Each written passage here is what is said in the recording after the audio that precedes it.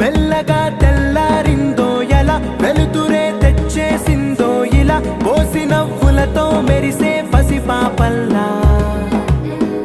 చేదతో బావులలో గలగల చెరువులో బాతుల ఈతల కళ చేదుగా ఉన్న వేపను నమిలే వేళ చుట్ట పొగ మంచుల్లో